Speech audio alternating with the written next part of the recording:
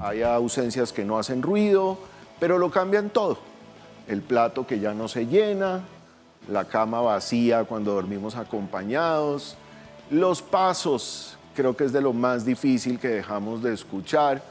Hoy vamos a hablar de este dolor que muchos no entienden, pero que quienes amamos a un peludito conocemos muy bien y lo hemos tenido que pasar de pronto muchas veces en mi caso, por ejemplo.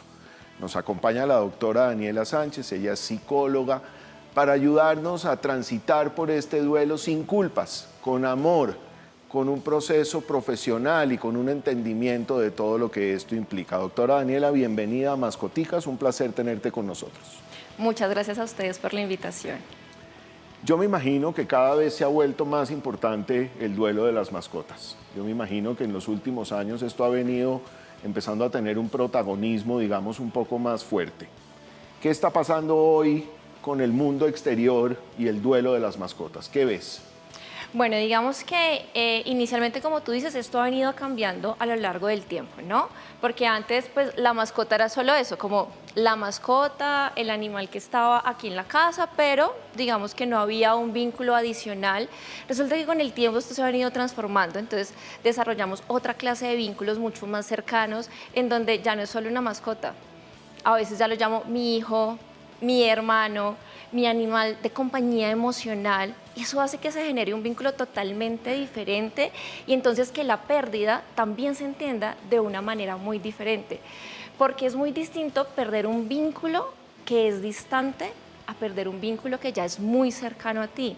Entonces, en este orden de ideas ya podemos decir que los duelos, en algunos casos, porque como tú decías, no todas las pérdidas se viven iguales, pero los duelos de nuestros perritos, de nuestras mascoticas, se empiezan a vivir diferentes por ese nivel de cercanía que hay ahora y podemos encontrar además mucha más gente que puede validarlo alrededor.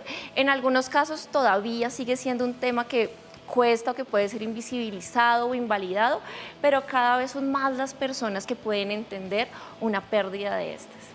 A mí hay algunos aspectos del duelo con las mascotas que me preocupan hoy en día y quiero conversarlo acá contigo, sobre todo para educar a nuestros televidentes y para enseñarles un poco de diferentes maneras de cómo aterrizar estos temas. Me preocupa mucho el exceso de la humanización de la mascota, cuando queremos denominarlo como su hijo o cuando queremos que adopte un comportamiento como si fuera un humano par como nosotros, y ese exceso de humanización.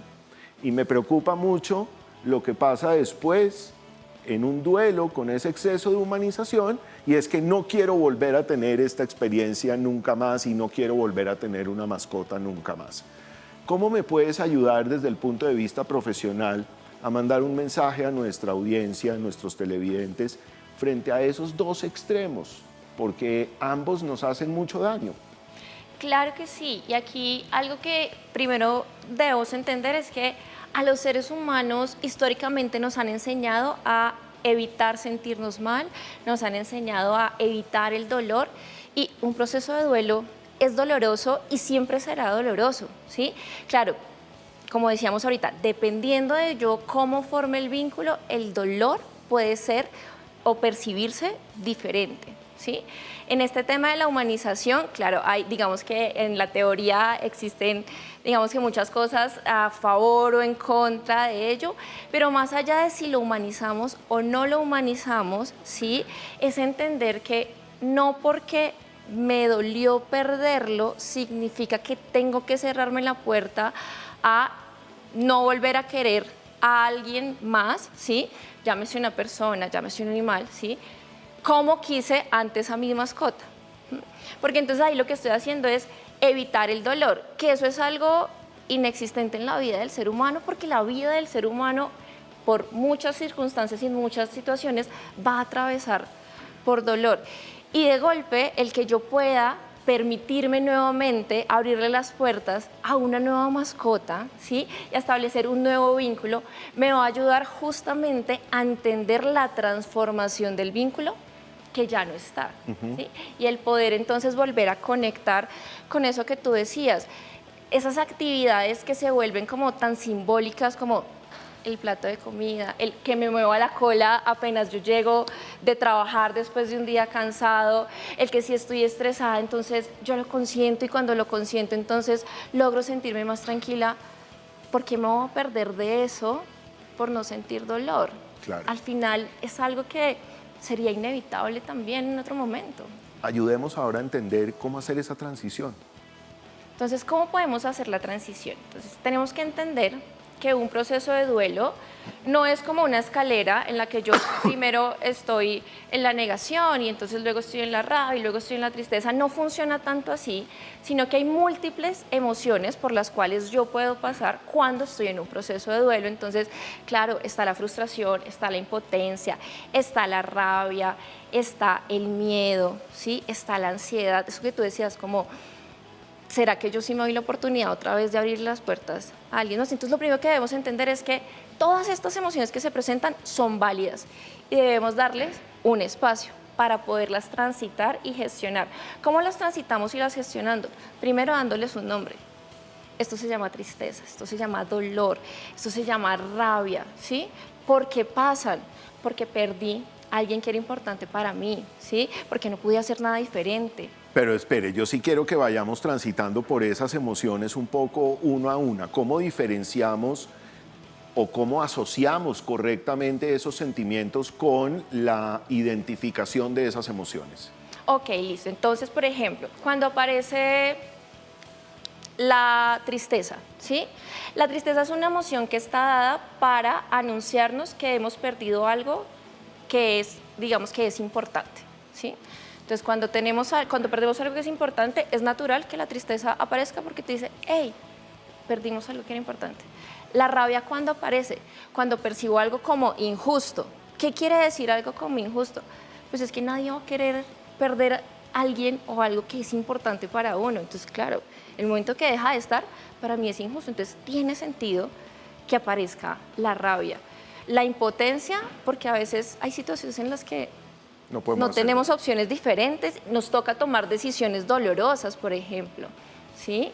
Y entonces ahí llega la impotencia de no puedo hacer nada más, pero sé que es lo mejor, sé que es lo mejor para que no sufra. Entonces ahí empiezo a validar que lo que estoy haciendo hace parte justamente de el representar y simbolizar ese amor que yo tenía por mi perrito. Y en ese proceso de transición, ¿cómo podemos volver a conectar a las personas con vivir esa experiencia nuevamente? Porque ese proceso también puede durar un montón de tiempo.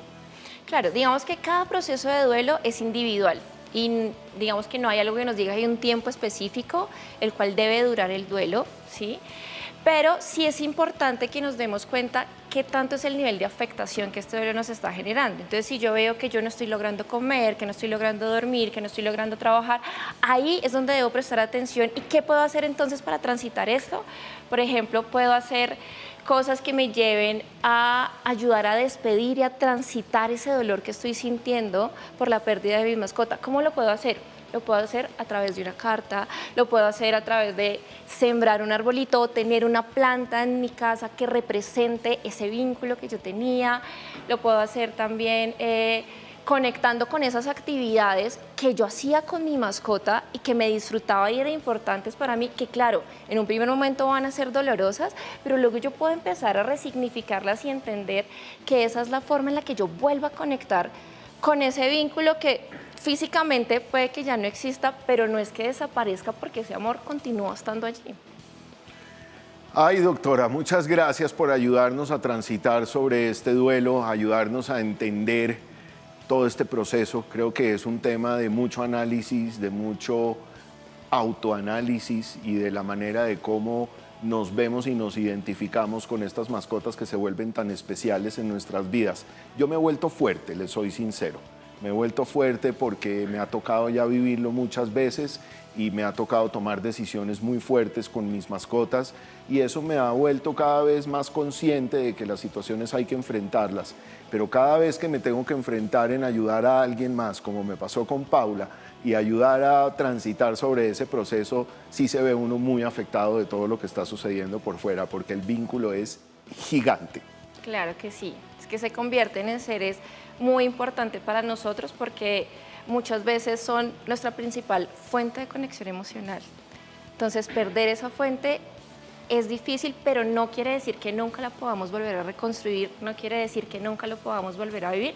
Lo que pasa es que con estas experiencias aprendemos a vivirlos de forma diferente. Hay que saber sanar y avanzar. Totalmente. ¿Cierto?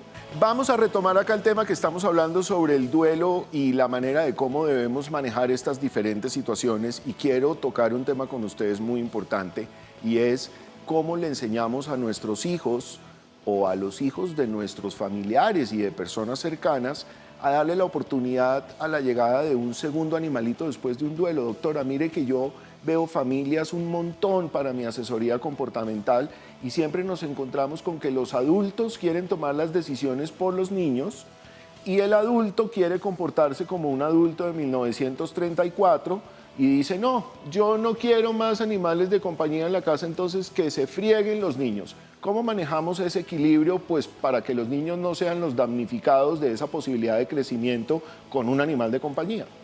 Claro que sí. Aquí, primero que todo, es muy importante validar la experiencia emocional que tiene el niño, ¿sí? Y entender que pues, los niños van a replicar mucho de lo que los adultos hacemos, ¿no? Entonces, si nosotros no sabemos cómo reaccionar adecuadamente, pues el niño tampoco va a saber cómo hacerlo. Entonces, ser modelos primero emocionales va a ser muy importante.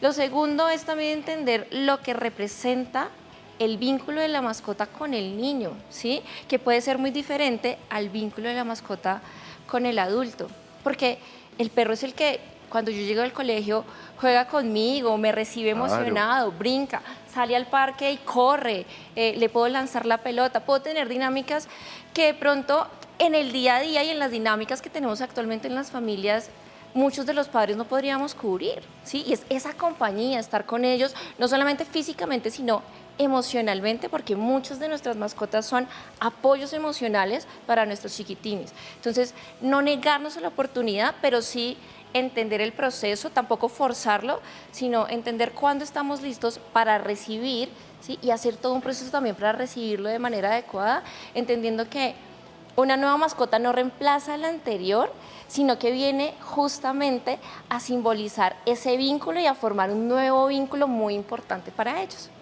Desen la oportunidad de darle a sus hijos y a otra mascotica de llegar al hogar donde tanto amor le pueden brindar. Doctora, muchas gracias por haber estado con nosotros en Mascoticas.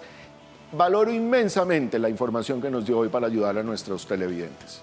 No, muchas gracias a ti por esta invitación y muchas gracias a ustedes por estar tan pendientes, y de verdad el vínculo que podemos generar con nuestras mascotas es muy importante, y tener una mascota con nosotros en términos emocionales es altamente recomendado y hay muchos estudios asociados a esto. Entonces, como tú lo decías, dense la oportunidad de vivir esta experiencia y de tener estos vínculos. Dense. Mascoticas, domingos 6 de la tarde, una producción original de Red Mars.